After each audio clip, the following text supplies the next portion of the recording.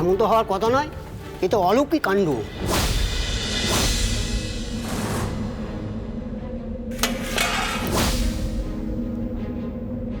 দিদিভাই,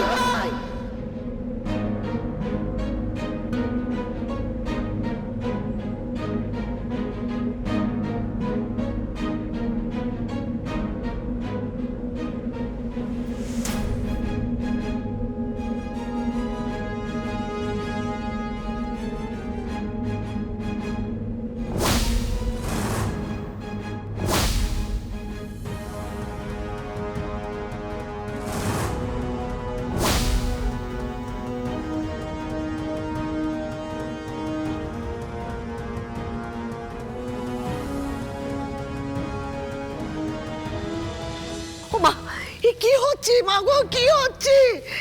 এবার কি মঙ্গল দ্বীপটাও নিভে যাবে? না না,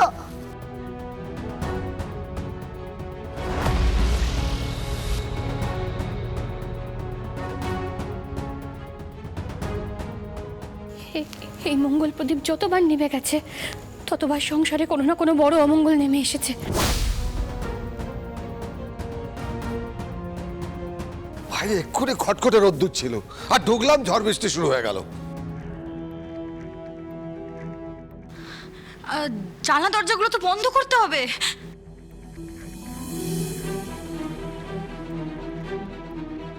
কি শুরু হলো বলো তো? হ্যাঁ সেটাই তো, আজকে তো ঝড় বৃষ্টি হওয়ার কথাও নয়। না, এই সময় অবশ্য একটা ঝড় হয়। শোনো, সব কিছু জানো তো, এত অবহেলা করলে চলে না। আমি তোমাদের চোখে ছোট বলে আমার কথায় তোমরা কেউ গুরুত্বই দাও না, কিন্তু আমি তো এই সংসারে ভালো চাই, তাই বলেছিলাম শুদ্ধিকরণ করতে। ওরকম চিতায় শুয়ে থাকা মেয়েকে একেবারে ঘরে এসে ঠাকুরের আসন ছুতে দিলে? হ্যাঁ, দেখো কি হয়। কাকিমণি, তুমি কিসের সাথে কি মেলাচ্ছ বলো তো? মেলাচ্ছি না অয়ন্তিকা, যেটা ঘটছে সেটাই বলছি। ঠাকুর রুষ্ট হয়েছে, দেখো দেখো, এই ঠাকুর এই পুজো নিলে হয়। যাকিমা নিজে রক্ষা করেছেন, তার উপর রুষ্ট হবেন? তাকে শুদ্ধিকরণ করতে হবে। মা তো তার শুদ্ধিকরণ করেই ফিরিয়ে এনেছে। ঠাম্মি, তুমি ওনার কথায় কেন কান দিচ্ছ? যে নন্দিনী ব্যানার্জির সঙ্গে মিশেছে তো এরকমই হবে না? সৎসঙ্গ যাকে বলে, সঙ্গ দোষ হলে এরকমই হয়, বুঝলি তো? আর নন্দিনী ব্যানার্জির সঙ্গে মিশলে এরকম চিন্তা ভাবনা হবে না তো আর কি হবে? আর নন্দিনী ব্যানার্জির পরিণতিটা কি হয় সেটা একটু দেখে নিও। হ্যাঁ রে, তোরা আমাকে ভয় দেখাচ্ছিস? মানে তুমি বাড়ি শুদ্ধ সবাইকে ভয় দেখাবে আর আমরা তোমাকে কিছু বলবো না? তাকিয়ে দেখো মা, ঠাম্মি, এদের মুখের অবস্থা দেখো, ভয় পেয়ে কি অবস্থা হয়েছে দেখো। ঠিক বলেছে, তখন থেকে যত সব আজে বাজে কথা বলে যাচ্ছে। দেখো, কাকিমণির কথা শুনতে খারাপ লাগলো, এটা তো সত্যি। এই বাড়িতে এর আগেও যতবার যাই আমাদের ওপরে ঝড়ঝাপটা এসেছে না কেন, মা দুর্গা তো আমাদেরকে সংকেত দিয়েছেন। এবারটা উনি কিন্তু তেমনটাই করলেন। এই যে মঙ্গল প্রদীপ নিভে যাওয়া, আমাদের সবাইকে কিন্তু সতর্ক থাকতে হবে, আমি বলে দিলাম।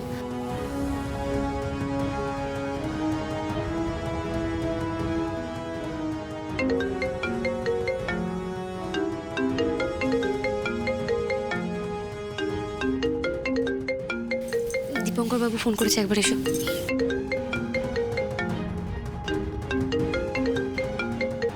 হ্যাঁ দীপঙ্কর বাবু বলুন। বলছি নন্দিনী ব্যানার্জি অ্যারেস্ট হলেন? হ্যাঁ, অ্যারেস্টেড তো হয়েছেন, কিন্তু অন্য একটা জিনিস হয়েছে। অন্য জিনিস মানে কি হয়েছে? আবার নতুন কোনো বিপদ নাকি? না মানে ঠিক বিপদ, হয়তো বিপদই। নন্দিনী ব্যানার্জি একেবারে উন্মাদের মতো আচরণ করছেন, আর এই সবটাই নাকি হয়েছে ভয় থেকে। উন্মাদের মতন? উনি উন্মাদের মতন করছেন নাকি উন্মাদ হয়ে গেছেন? যাকে যাক, মানে কিসের এত ভয় ওনার? ভূতের। ওনাকে নাকি ভূতের ভয় দেখানো হয়েছে, আর তাতে উনি এতটাই ভয় পেয়ে গেছেন যে ওনার মাথা খারাপ হয়ে গেছে, সব ভাবনা চিন্তা সব এলোমেলো হয়ে যাচ্ছে। আমি বিশ্বাস করতে পারছি না, একজন মানুষ সে নাকি উন্মাদ হয়ে গেছে, আবার সে নিজেই নিজের অসুখের ডায়াগনোসিস করছে। এটা ওনার পক্ষেই সম্ভব, এই না হলে নন্দিনী ব্যানার্জি। হ্যাঁ, ব্যাপারটা কিছুটা সেরকমই। ওনার উকিল বারবার করে বলছেন ওনাকে নাকি ভয় দেখিয়ে মাথা খারাপ করে দেওয়া হয়েছে, ওনার মানসিক অবস্থা ঠিক নেই। মানে আনন্দি ম্যাডাম, ওরা কিন্তু এটাই প্রমাণ করতে চাইছে। দেখুন দীপঙ্কর বাবু, উনি ওনার মেয়েকে দেখে ইনিশিয়ালি ঘাবড়ে গেছিলেন, এ কথা সত্যি। তা নাহলে উনি সত্যি কথাগুলো নিজেও বলতেন না, কিন্তু তাই বলে একেবারে মানসিক ভারসাম্য হারিয়ে ফেলবেন, এটাও ঠিক আমরা মেনে নিতে পারছি না। আমি বলছি শুনুন, উনি ধরা পড়ে যাওয়ার পর নাটক করতে শুরু করেছেন। হ্যাঁ, সেটা আমি বুঝতে পারছি আনন্দি ম্যাডাম, কিন্তু কোর্ট কি সেটা বুঝবে?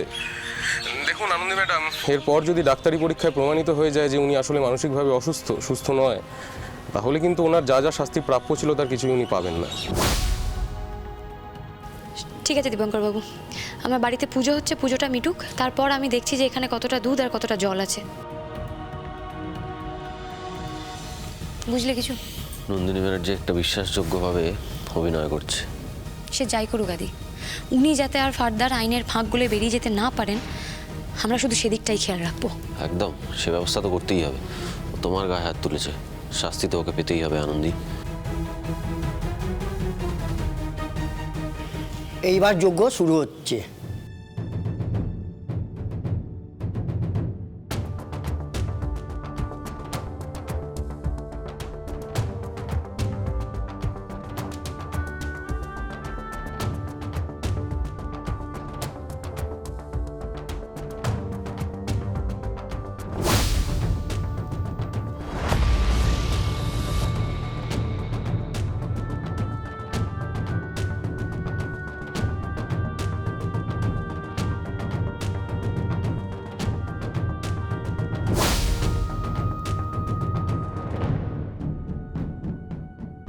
কাঠগুলো কি ভেজা ছিল নাকি?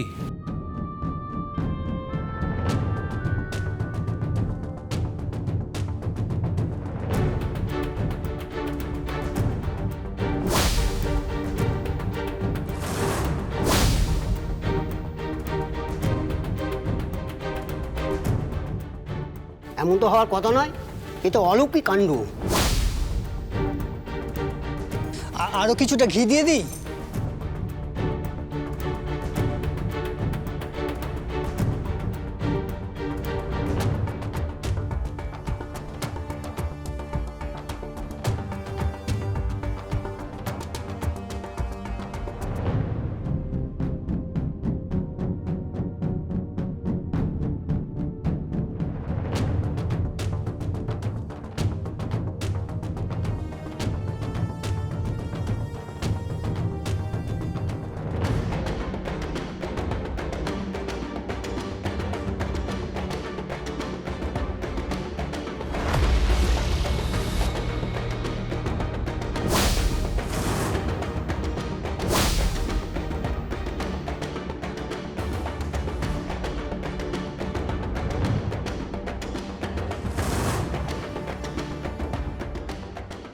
কি আশ্চর্য, এগুলো কি হচ্ছে? গুরুদেব না এলে হবে না, এ আমাদের কর্ম নয়।